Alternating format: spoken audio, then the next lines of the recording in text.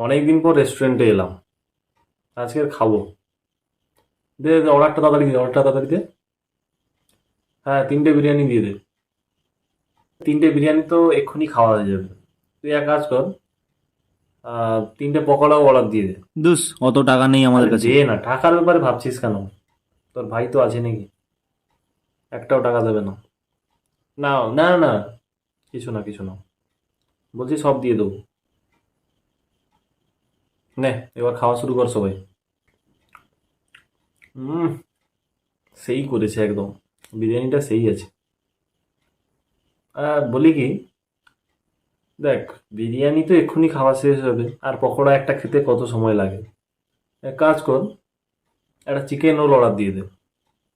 3 জনের 3টে। তোর কি মাথা খারাপ হয়েছে? এত টাকা নেই আমাদের আরে কাছে। বাবা, তুই এত টেনশন নিচ্ছিস কেন? টাকা দেওয়ার ব্যাপারটা তো আমি আছি নি, খেয়ে যা নিশ্চিন্তে সব।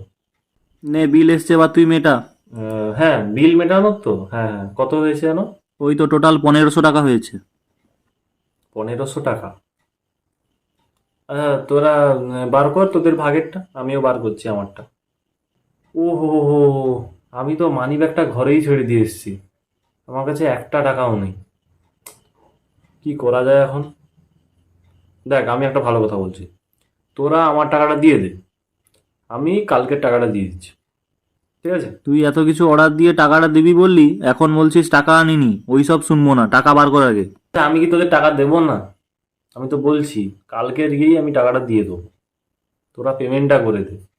টাকা নিয়ে কোনো চিন্তা করবি না, তোর ভাই আছে তোর সঙ্গে। চুপ কর। সব সময় ভাই আছে তোর সঙ্গে, টাকা দেওয়ার বেলা নেই, আরো বেশি বেশি ডায়লগ মারে। বার কর আগে টাকা। টাকাটা কি বার করতেই হবে? নির্লজ্জের মতো আরো জিজ্ঞেস করছিস, টাকা পকেটে আছে তাও বার বলছিস করছি। নেই। নে, বার কর তাড়াতাড়ি। দে টাকাটা, দে আগে। এই যে টাকাটা নিন দাদা।